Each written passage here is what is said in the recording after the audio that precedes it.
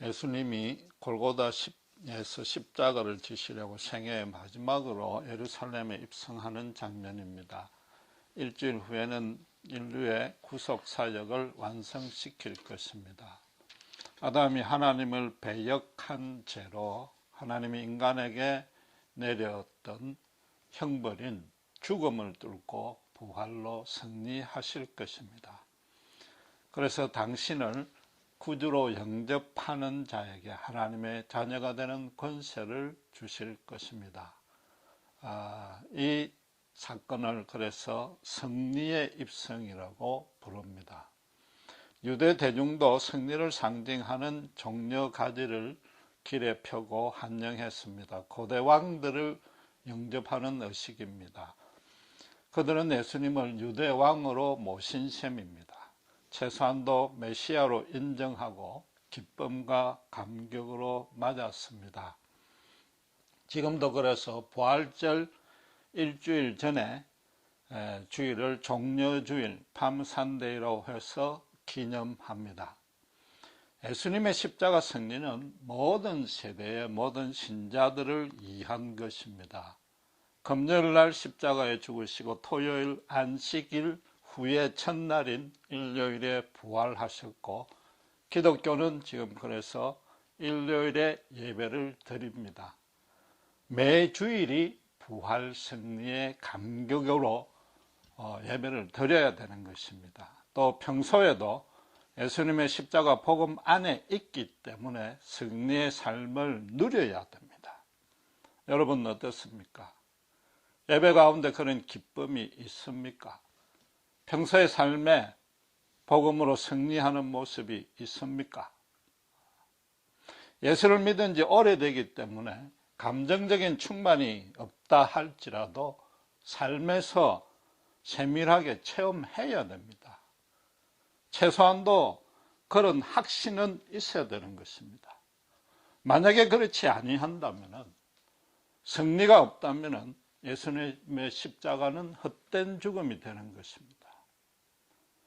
교리적으로 심각하게 따질 필요도 없고 신앙을 가질 이유가 없는 것입니다. 물론 우리는 십자가와 2000년이라는 시공간에 큰 차이가 있습니다. 그러나 본문에서 보면은 당시 현장에 있던 유대인들조차도 승리를 누리지 못했습니다.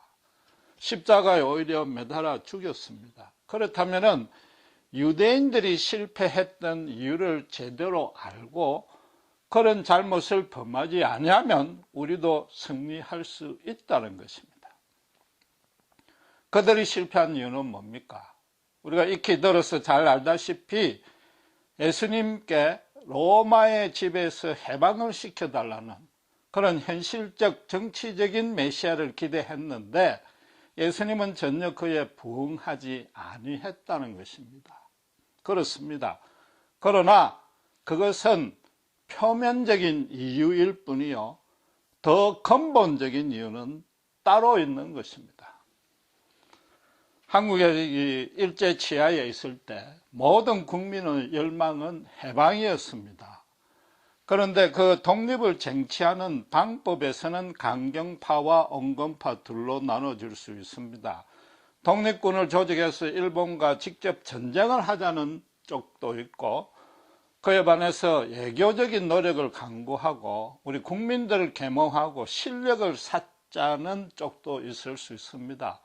그러나 이 강원파가 서로 의견이 다르다고 해서 일본 경찰에 그 상대를 절대 고발하지는 않습니다.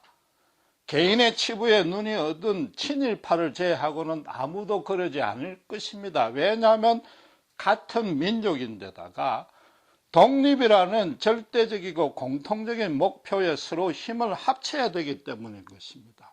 그러나 이스라엘은 전 국민이 예수님을 로마에 고발했습니다.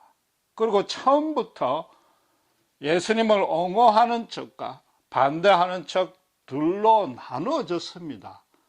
그들의 공통 절대적인 목표가 독립이 아니라는 뜻입니다.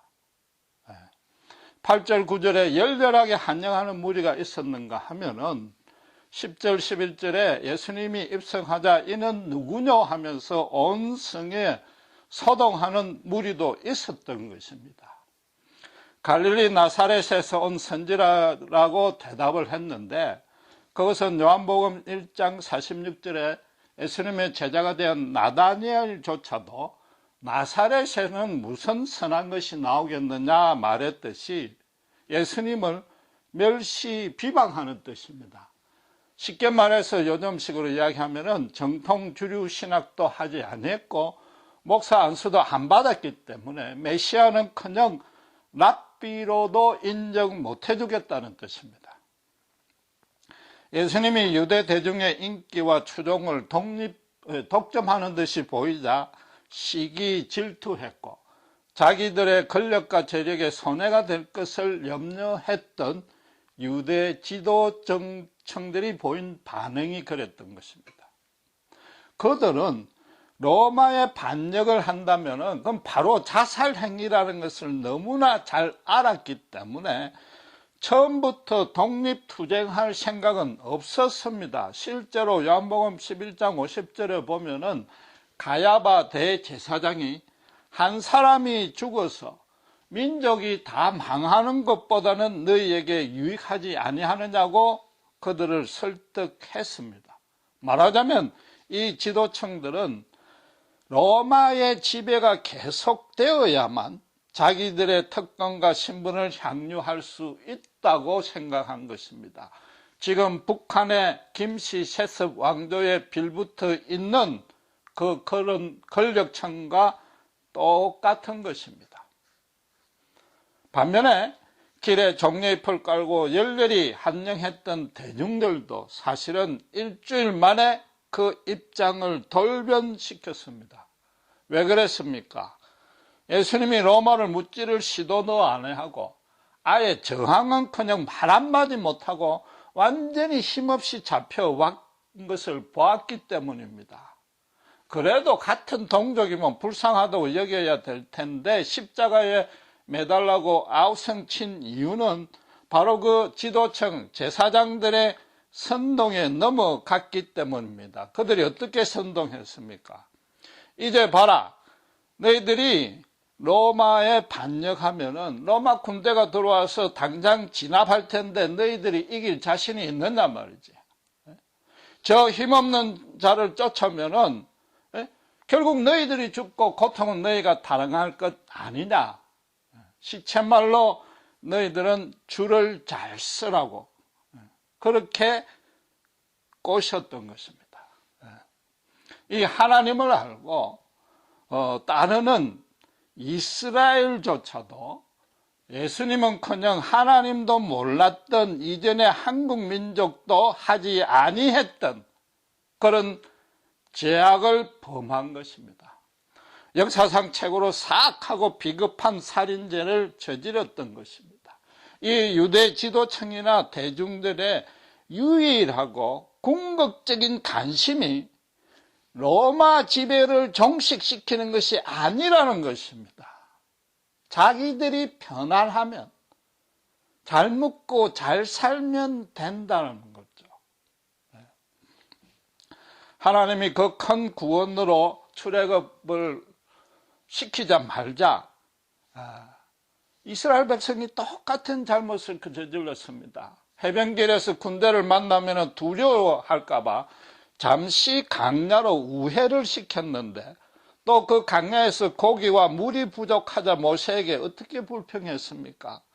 차라리 애굽에 남아 있었더라면 신체적으로 조금 고달프더라도 고기와 부추는 먹었을 것 아니냐. 왜 이 강야에서 이렇게 살다 죽게 만드느냐. 차라리 애굽으로 보내달라고 그랬습니다.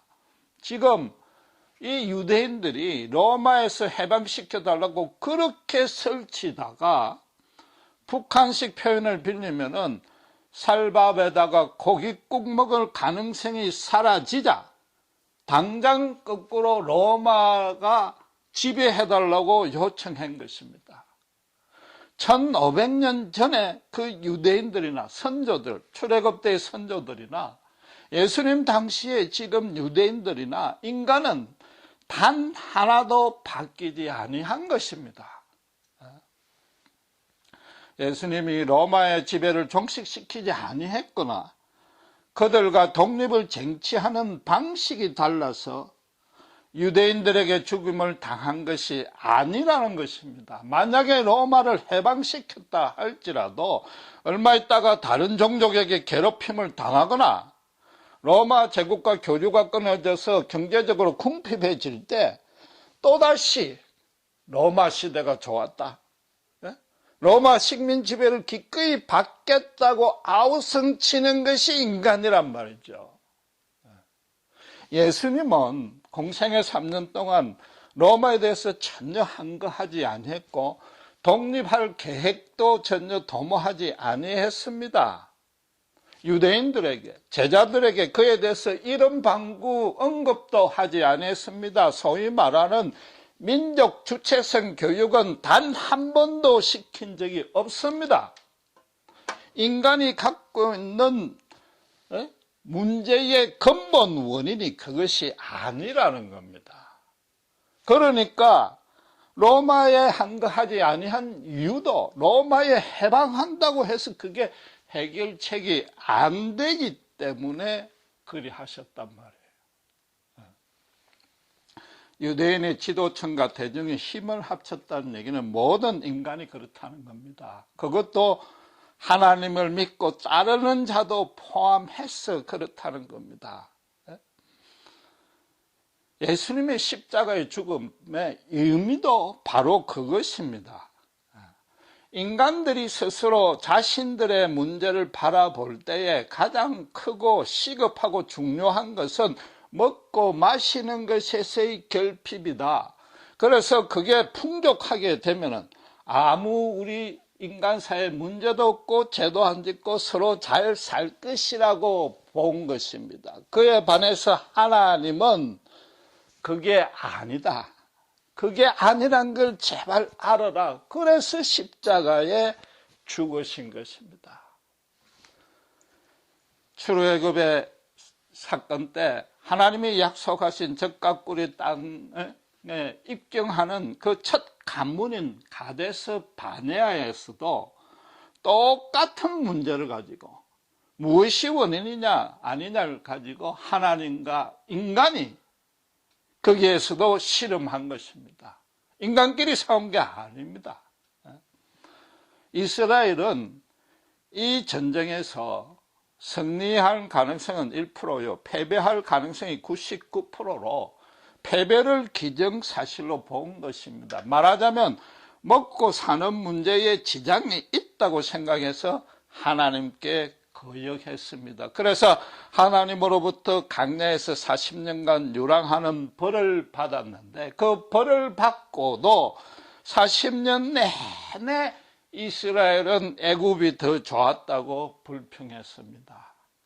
하나님은 그 40년이 끝나자 어떻게 지적했습니까? 그 40년 동안, 지난 40년 동안 너희들의 어복이 헤어진 적도 없고 발이 부르튼 적도 없지 않느냐. 먹고 사는 문제는 내가 해결해 주었지 않느냐. 굶어 죽지는 않았지 않느냐 말이죠. 인간이 가장 바라는 바대로 아무 일도 안 하고 편안하게 무의도식하게 살았지만 너희들은 하나님을 따르지 아니했단 말이에요. 그럼에도 하나님은 40년간 굶어 죽지 않도록 아무 일도 하지 아니했는데도 보호한 이유는 뭡니까? 사람이 떡으로만 살 것이 아니요 하나님의 말씀으로 살게 하려고 한 것입니다. 떡 자체를 부인한 것이 아니라 인간은 떡을 우선으로 삼느냐 하나님의 말씀을 우선으로 삼느냐 두 부류의 사람밖에 없는데 너희들을 택하고 출애굽으로 그렇게 큰 구원을 준 이유는 너희들로 하여금 두 번째 부류의 사람으로 만들겠다는 것입니다. 갈렙과 여호수아를 제한 나머지 모든 사람들은 떡을 우선으로 했기 때문에 하나님의 약속에 하나님의 은혜를, 축복을 전혀 누리지 못한 것입니다. 예수님도 동일한 말씀을 하셨습니다. 마태복음 6장에서 떡을 우선으로 하거나 떡을 많이 쌓기 위해서 하나님을 이용하는 자는, 그걸 기도하는 자는 이방인처럼 취급해 주겠다. 너희들 그런 자들 곁에 당신께서 함께 하지 아니하겠다고 말씀하셨습니다. 대신에 하나님의 말씀을 우선으로 하는 자, 말하자면 하나님의 나라와 그의 의를 먼저 구하는 자는 주님께서 돌봐주신다고 했습니다. 끝까지 돌봐주신다고 했는데 어떻게 돌봐주신다고요? 내일 일을 염려치 않는 방식으로 해주시겠단 말이죠. 내일 엄청나게 풍요하게 큰 부자가 되어서 내일 일을 걱정하는 것이 아니라 일용할 양식을 채워주는 대로, 굶어 죽지 않게 하는 대로, 대신에 하나님의 은혜 가운데 살게 하는 모습으로, 그게 너희들의 진짜 복이니까 그렇게 해주겠다는 것입니다. 유대인들은 처음에는 로마 지배에서 해방하는 것을 원했습니다. 열렬히 원했습니다. 그러나 그들도 몰랐던 자기들의 진짜 문제는, 그 속내는 자기들만 안락하고 풍요롭게 살겠다는 것이요, 또 그 일을 방해하는 모든 세력은 하나님이 막아달라고 요구를 했는데, 가만보니까 하나님이 오히려 그 일을 방해하는 것처럼 여겨지자 가데스 바네아와 똑같이 하나님마저도 능동적으로, 완악하게, 적극적으로 배역한 것입니다. 메시아조차도 죽여버린 것입니다. 다른 말로 하면은 인간은 철두철미하게 자기 중심인 것입니다. 자기만 사랑할 줄밖에 모르는 것입니다. 온 세계가, 주위 환경이, 사람이, 심지어 하나님마저도 자기 자신을 위해서만 존재해야 되고 자기를 섬겨 주어야만 된다고 생각하는 게 인간이란 말이죠. 유대 대중이 예수님께 등을 돌린 이유가 한마디로 이야기하면 뭡니까? 쉽게 말해서 에이, 메시아가 아니잖아, 그거단 말이에요. 말하자면 메시아마저도, 하나님마저도 자기들 소견에 좋은 대로 기대하고 예상했단 말이에요. 잘 들으셔야 되는데, 그런 생각 자체가 사악한 건 아닙니다. 그 중에는 정말 먹고 살 것이 절실했던 사람들도 있을 것이요, 또 어떤 사람은 꼭 사치와 향락, 탐욕을 바란 것도 아닐 것이며, 로마 지배에서 해방하겠다는 것도 하나님의 선민으로서 그 민족적 자긍심이 상처받은 것을 회복하겠다는 것입니다. 분명히 선한 측면이 있습니다. 그러나 모든 개인이 처음부터 끝까지, 대제사장에서부터 맨 밑에 소경 문둥병자까지, 예수님의 기적적인 은혜로 치유받은 자까지도 마지막까지 자기가 최고라는 것, 자기가 중심이 되어야 된다는 생각을 버리지 못한 것입니다. 하나님도 자기 뜻을 따라야 된다는 겁니다. 선악의 판단의 기준을 하나님께 두지 아니하고 자기가 자신의 선악의 모든 절대적인 기준이요, 심판자요, 판결자가 되었습니다. 하나님이 앉아있을 자리에 하나님을 밀어내고 그 자리에 자기가 차지하고 하나님들어 자기를 섬기라고 한 것이단 말이에요. 반면에 하나님 당신이신 예수님은 어린 나귀를 타고 입성했습니다. 그건 스가랴 선지자가 9장 9절에서 예언했던 그 예언이 성취된 것입니다. 그렇다고 해서 단순히 구약 예언이 달성이 되었으니까 메시아의 증거가 된다고 여기시면 안 됩니다. 나귀 새끼를 타야만 했던 이유를 아셔야 되는 겁니다. 그리고 그 이유와 목적이 충족히 십자가에서 달성되었기 때문에 메시아인데, 그 이유는 뭐냐? 쉽게 말해서 그냥 그대로 낙이 타는 모습으로 구원하신다는 겁니다. 말 타고 전쟁 치는 왕으로는 결코 입성하지 않겠다는 겁니다. 화평의 왕으로 생각하는 겁니다. 화평의 왕으로 구원하겠다는 겁니다.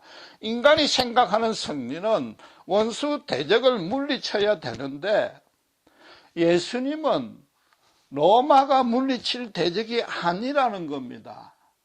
나사렛에서 무슨 선한 것이 나느냐고 비방하고 멸시했던 그들조차도 용서하는 대상에 포함시켰습니다. 원수를 사랑하는 모습으로 구원하시겠다는 겁니다. 이스라엘 백성들이 로마에서 해방하겠다는 것, 그 의도가 절대 나쁜 건 아닙니다. 한국이 일제치하에 있을 때 일본에서 독립하겠다는 것은 하나님도 원하시는 일이요. 그건 선하고 거룩한 일입니다. 문제는 뭐냐 하면은 그 생각에 사로잡혀서 그 일을 위해서 하나님마저도 동원시키고 자기 생각대로 하나님을 따르지 아니하면 하나님도 부인하겠다는, 그게 잘못된 것이란 말이죠. 인간이 갖고 있는 가장 근본적인 문제는, 불신자의 경우에는 먹고 마시는 게 우선인데 신자의 경우는 그걸 좀 더 넘어서 먹고 마시는 문제뿐만 아니라 자기가 중심이 된 것, 끝까지 자기가 최고라는 것, 그거를 놓지 아니했다는 것. 물론 그건 불신자에게도 마찬가지인 거죠. 그게 가장 큰 문제란 겁니다. 역으로 따지면은 아까 한국의 일제치하에서 동족을 배반하는 그런 나쁜 짓도 안 했다 했지만은, 한국이 지금 이 당시에 이스라엘처럼 유대인들처럼 한국민들 모두가 하나님을 알고 따른다 할지라도, 그래서 그때 예수님이 한국에 오셨다 할지라도 한국도 유대인들과 같이 똑같은 잘못을 범했을 것이라는 겁니다. 그게 인간의 문제라는 겁니다.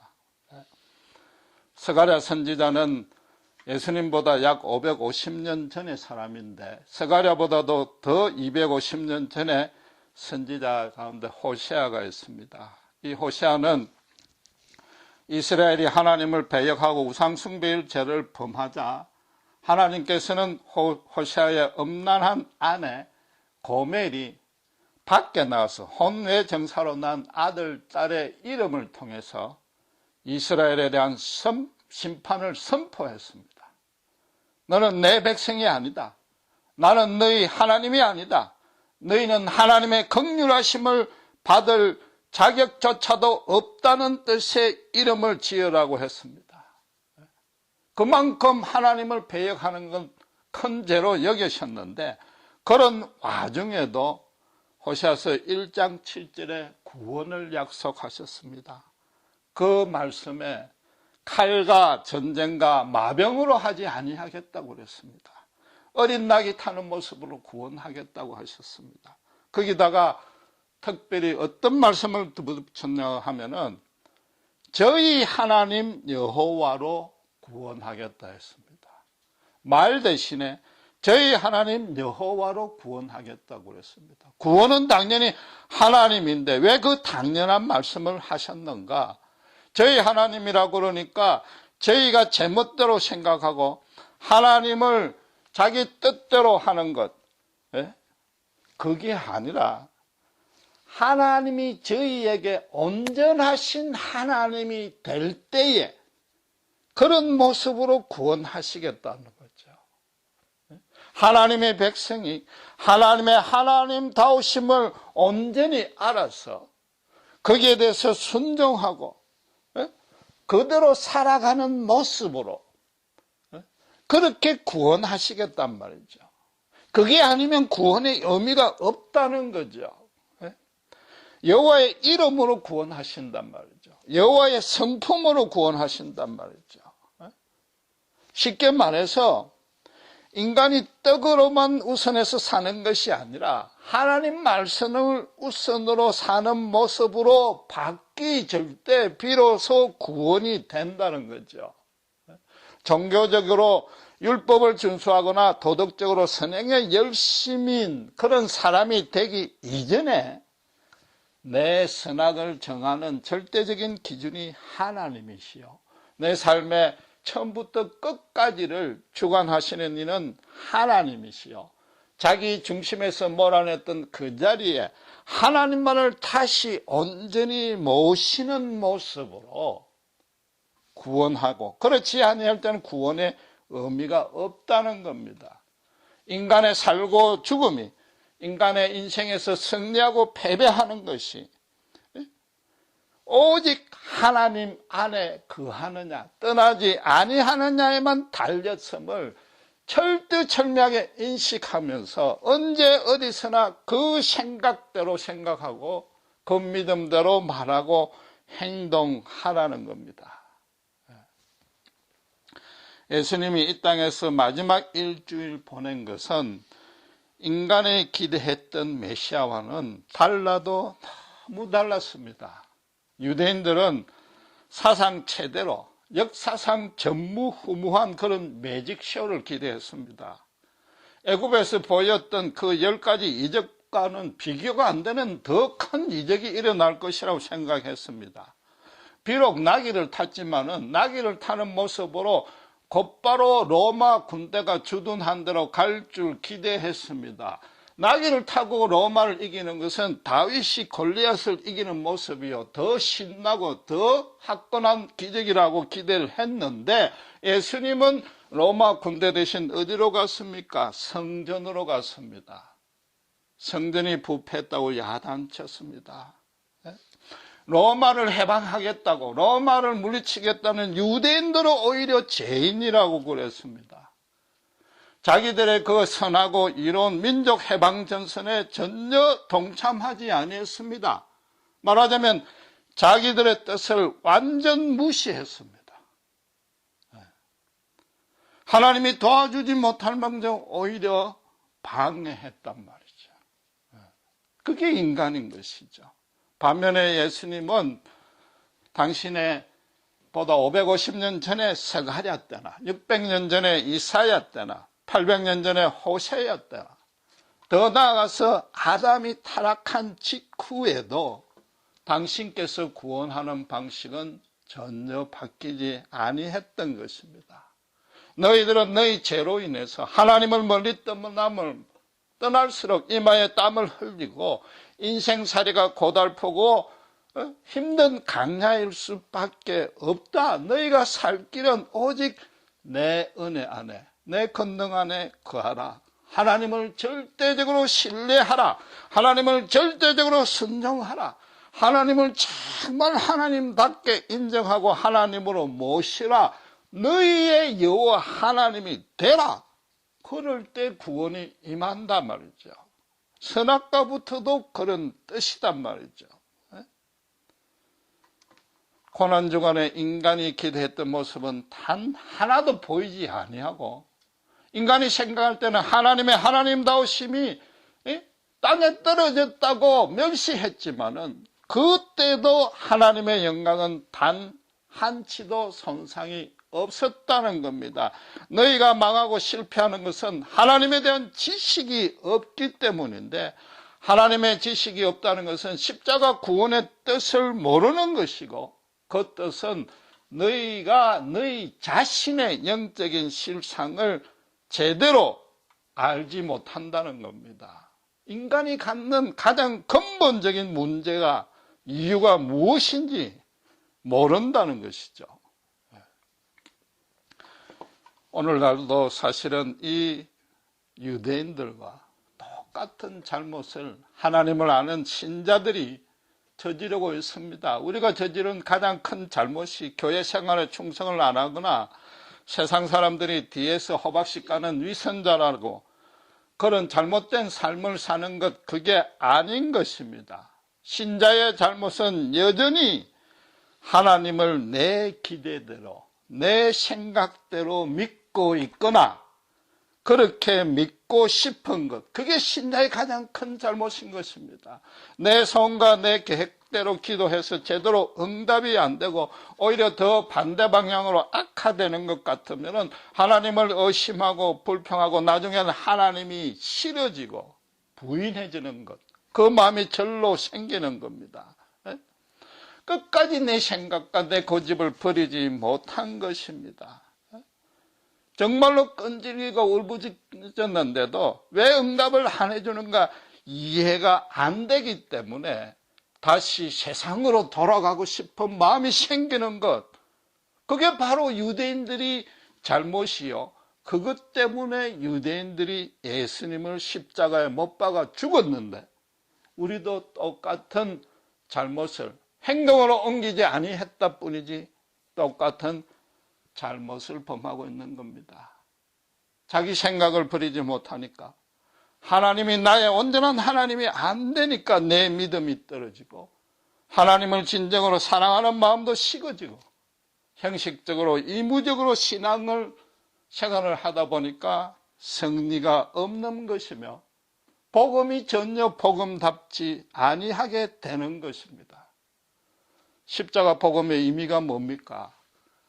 너무 교리적으로 내 죄를 다 사해 주었다, 그런 원론적인 답변을 하실 게 아니라 정확하게 아셔야 됩니다. 십자가는 뭐예요? 내가 생각하는 대로, 내가 기대했던 구원의 길과 다르다는 겁니다.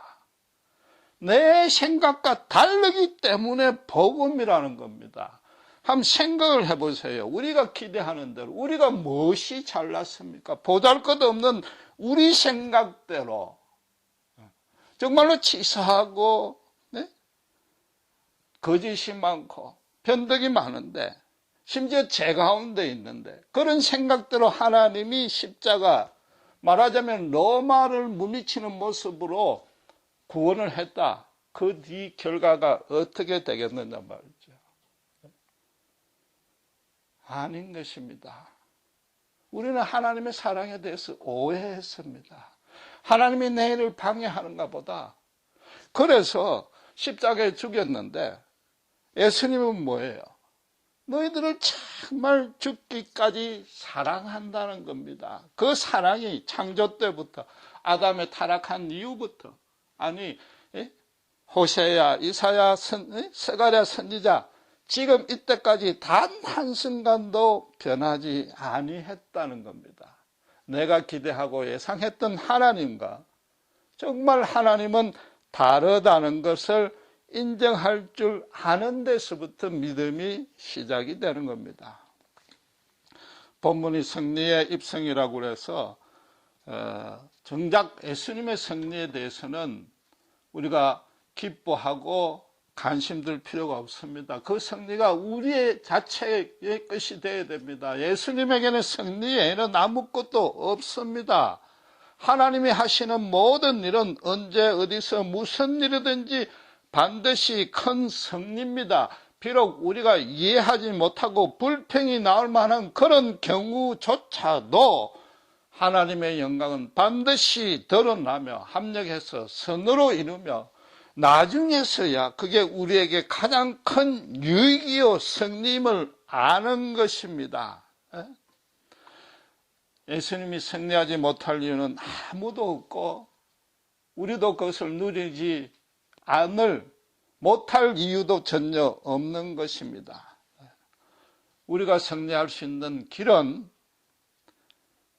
내 실상을 온전히 아는 것입니다. 내 문제가 무엇인지 제대로 아는 것입니다. 나에게 가장 큰 문제를 알아야 그걸 바꿔야만 당연히 승리할 수 있을 것 아닙니까? 그 길은 하나님, 특별히 성경과 예수님의 십자가에 드러난 절대적으로 계시된 하나님을 기도와 말씀을 보면서 깨달고 알아야 되고 그 안대로 실제 삶에 적용해서 순종하면서 아주 세밀한 부분에서부터 하나님과 계속 실험해야 되는 겁니다. 하나님을 아는 만큼 자신의 그릇을, 자신의 속을 비워서 하나님의 은혜와 권능을 받아들일 수 있도록 자신을 바꿔 나가야 되는 것입니다. 그 길 외에 승리는 없는 것입니다. 역으로 이야기하면은 하나님을 모르면 실패밖에 없다는 것입니다. 내 생각대로 성공해야만 성공이라는 신자조차도 그런 생각으로 하나님을 이용한다면 그건 실패의 첫걸음인 것입니다. 절대로 성공할 수 없는 것입니다. 기도하시겠습니다.